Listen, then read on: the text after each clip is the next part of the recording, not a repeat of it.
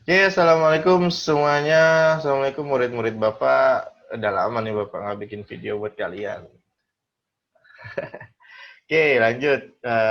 Bab kedua, sebenarnya bab kedua ya. Bab kedua kita elektrografimetri. Apa sih elektrografimetri itu? Pertama, kalau grafimetri itu adalah suatu metode kuantitatif. Jadi ini berdasarkan perhitungan. Kuantitatif itu berarti kuanti kan, berarti banyak atau sedikit, berarti harus ada yang dihitung nantinya. eh, Suatu pemisahan dengan metode kelistrikan, berarti menggunakan elektrolisis, reduksi dan oksidasi seperti itu. Jadi nanti untuk pertama ini Bapak mengajarkan bagaimana caranya melakukan elektrografimetri ya. Lanjut aja dulu. Nanti prinsipnya nanti kita langsung caranya dulu aja. Jadi pertama kita merangkai alat, ada katoda dan anodanya. Katodanya itu biasanya suatu lempeng apa ya? Lempeng tembaga. Kalau misalkan anodanya ini dia menggunakan anoda karbon. Jadi nanti yang diukur apa sih Pak? Yang diukur adalah zat yang menempel pada si karbon, si anodanya.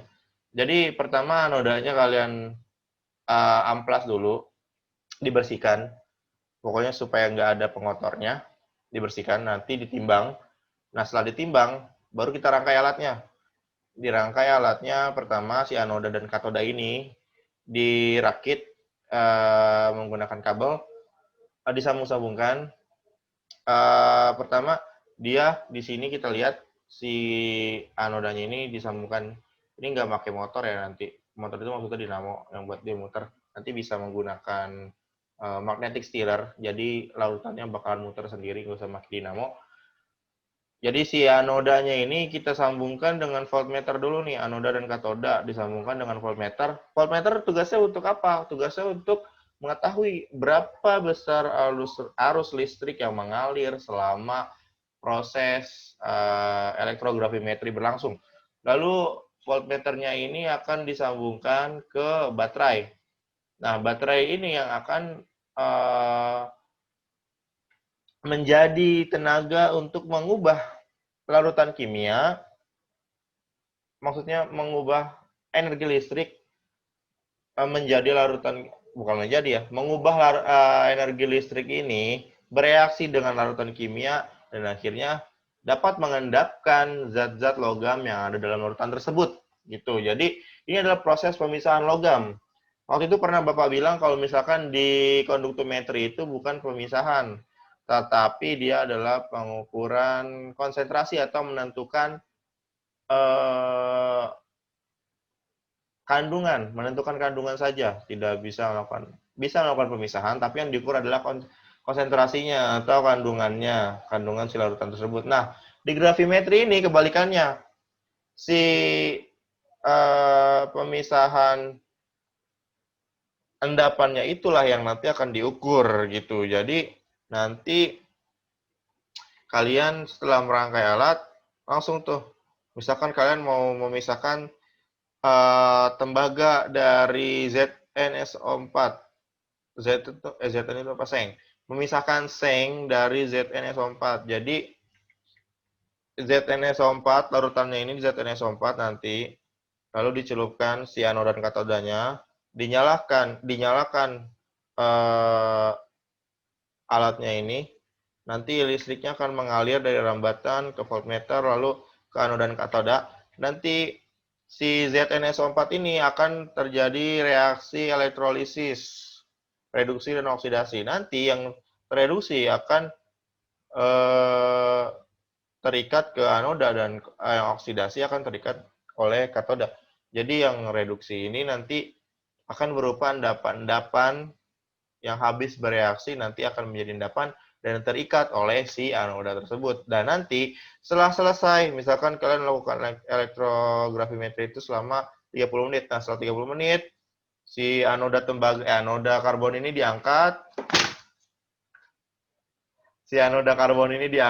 lalu nanti ditimbang. Nah, itu hasil dari timbangan tersebut nanti diukur setelah elektrolisis dan sebelum elektrolisis. Nah, itu nanti yang kita cari begitu endapannya yang menempel. Seperti itu. Lalu prinsip dari elektrografimetri ini didasarkan pada voltase atau sumber baterai. Jadi semakin besar, ini diingat ya, semakin besar daya listriknya, maka semakin cepat atau semakin besar juga endapan yang akan dihasilkan. Karena semakin cepat, semakin banyak energi yang kita berikan, maka kemampuan untuk pemisahan itu juga akan semakin besar, maka endapannya juga akan semakin besar. Diingat ya. Lalu katoda berupa gulungan kawat platina, sedangkan anoda berupa kawat platina berbentuk spiral. Nah ini bisa diganti dengan karbon ya, tergantung larutan yang akan kita pisahkan. Nah tadi Bapak bilangnya itu karbon, yang spiralnya ini diganti karbon bisa, dan ini diganti menjadi kawat platina atau kawat tembaga bisa, tergantung larutannya yang mau kita endapkan. Lalu anoda diletakkan tepat di tengah-tengah tuh, di tengah-tengah ya, untuk memperoleh medan listrik yang merata dan menghasilkan endapan logam yang seragam gitu.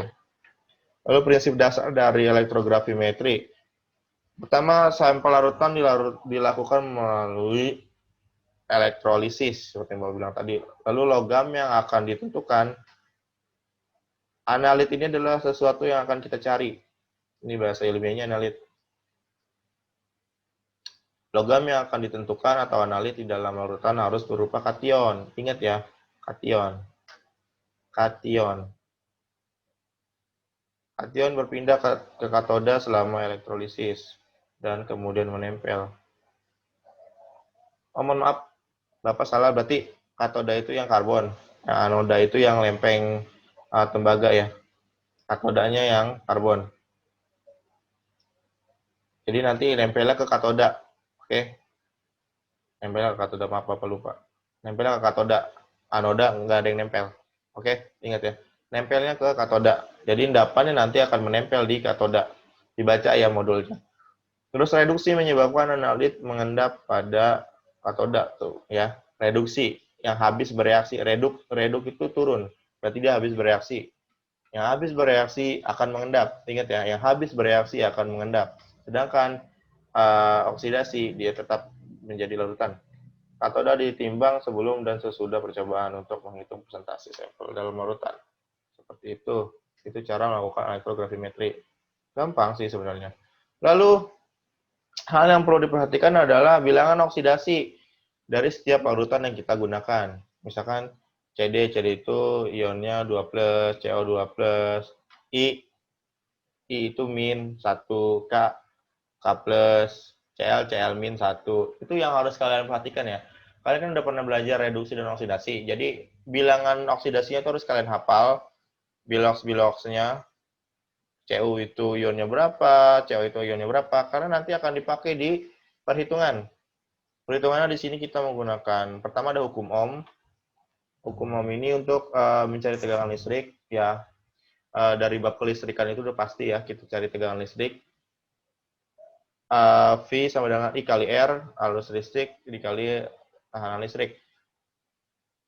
Dibaca lagi ya, di modul tuh lengkap. Bapak udah ngasih 2 modul, silakan kalian baca. Lalu yang kedua adalah hukum Faraday 1. Nah ini untuk mencari besarnya endapan yang terjadi setelah elektrografimetri. Rumusnya adalah W, yaitu massa zat yang akan dihasilkan, sama dengan E. E ini itu massa ekivalen. Massa ekivalen itu adalah AR atau MR, si larutan. Lalu dibagi valensinya. Misalkan kalian mencari CD. CD itu AR-nya misalkan 57. CD berarti E-nya itu 57 per valensi CD. CD 2+, 57 bagi 2. Tuh valensinya. Lalu kuat arus. Kuat arus adalah kuat arus di baterai. Yang mengalir itu berapa. Lalu waktu. Waktu selama kalian melakukan elektrografimetri itu berapa. Misalkan 30 menit, dijadiin detik. Gitu. Terus lalu F, jumlah listrik dalam Faraday. Ini udah ada ketentuannya, itu 96.500, jadi langsung aja ini langsung jadi angka 96.500, seperti itu. Tinggal dimasukin aja angkanya. Lalu yang ketiga adalah hukum Faraday 2. Ini adalah untuk mencari E-nya, massa ekivalennya. Kalau misalkan massa zatnya ini udah ada, jadi langsung diganti jadi massa ekivalennya yang kita cari, seperti itu. Rumusnya ini ada di sini. Langsung ke contoh soal aja kali ya. Minggu depan kalian ulangan harian ya. Oke. Lalu ada lagi beberapa potensial pada elektrografimetri. Ini ED itu rumusnya tegangan potensial ya, energi katoda dikurang energi anoda. Jadi di anoda dan katoda juga ada energi yang mengalir dari si baterai. Jadi kalau misalkan dari baterai itu mengalirnya beberapa, misalnya 100 ampere, berarti itu nanti ada sekitar 50-50 atau mungkin 70-30 ke katoda atau anoda, tergantung besaran atau bilangan oksidasi dari si katoda dan anodanya gitu. Baca aja ya, modulnya lengkap kok ini.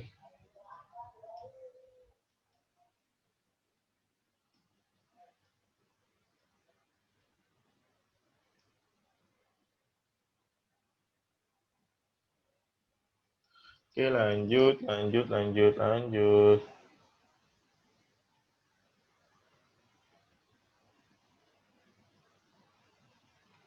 Contoh soal, di sini ada nomor 1 nih ya. Pada elektrolisis selalutan CW4 dan elektroda inert, ya ingat ya, elektroda harus inert, yang nggak mengganggu reaksi. Lalu dialirkan listrik 10 ampere selama 965 detik. Hitunglah massa tembaga yang diendapkan pada katoda dan volume gas oksigen yang terbentuk di anoda pada 0 derajat Celcius dan tekanan 1 atm. ARCU 63,5 dan O 16. Oh ini O ya. O yang dicari gas O-nya. Oke. Nah, pada O 0 derajat Celcius gitu. Lalu untuk mencari endapan, kita kan udah tahu rumusnya tadi tuh yang W sama dengan E kali I kali T per F ya. Nggak salah gitu. Mana tadi ya? Oh nih, W kali I. W sama dengan E kali I kali T per F. Nah itu tinggal masukin aja tuh rumusnya kalau mencari endapan. W atau M ya sama aja. E-nya itu berapa tadi? E-nya itu si ekivalennya. Itu tadi rumusnya AR atau MR-nya dibagi bilangan oksidasinya.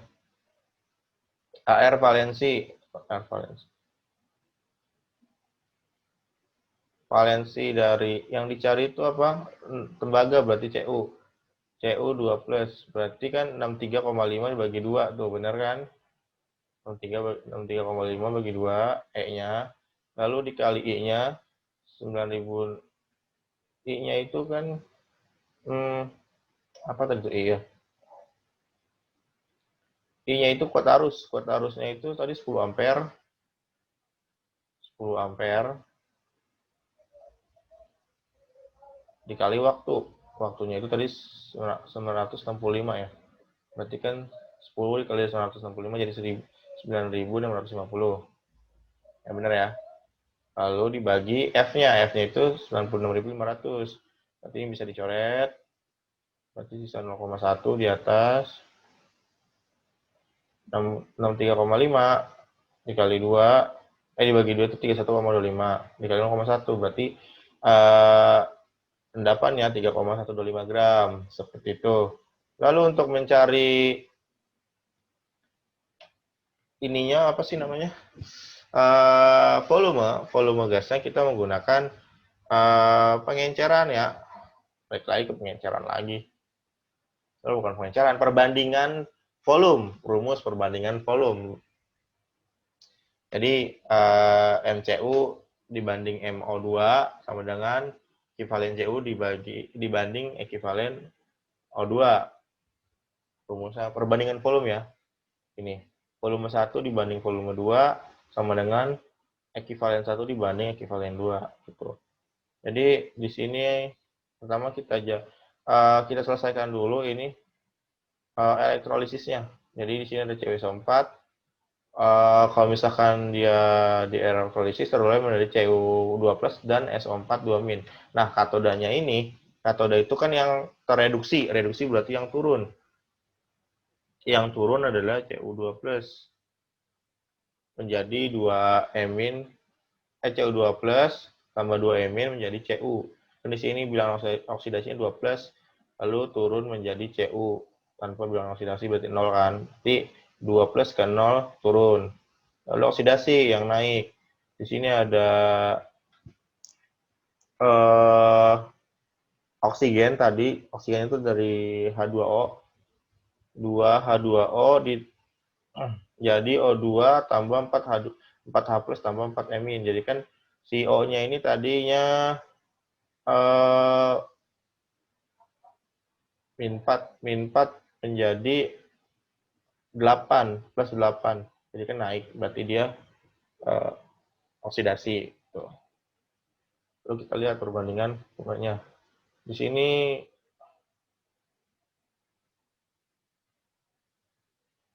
volume dari Cu 3,125. 3,125. Nih masanya. Masa dari Cu 3,125. Tadi yang kita cari. MO2 belum ketemu. Lalu ECU-nya tadi 6,32 dibagi 2 ya. Bilangan oksidasinya. Lalu kalau O itu kan O2 itu kan ini O2 ya. AR-nya kan 16. Kalau O2 berarti AR-nya jadi 32. MR berarti MR 32 dibagi bilangan oksidasi O2 itu -2 dikali 2 berarti 4. O plus 2 tambah plus 2 dikali 2 kan berarti 4 gitu. Lalu tinggal diselesaikan di sini. Ini perbandingannya berarti dibagi juga. Lalu tinggal dikali silang. 31,25 dibagi 8. 31,25. Ya, bagi 8 di sini MO2 3,125 per MO2. Nah, MO2 dikali 3,125 kali silang. Dan ini 3,128-nya dikali 8. Lalu yang hasil ini dibagi 31,25, hasilnya 0,8 gram. Nah, untuk mencari volume kita menggunakan kita cari molnya dulu ya. Kan ini baru massa ya. Massa berarti kita menggunakan ATM atau tekanan. Itu rumusnya adalah mol dikali 22,4. Kalau misalkan dia tekanannya 1 ATM dalam suhu 0 derajat Celcius berarti menggunakan dikali 22,4 seperti itu. Ya, cukup sekian dari Bapak. Nanti Bapak kasih latihan soalnya. Kalau nggak ngerti tanya aja. Jangan malu nanya dong, ya, nanya ya.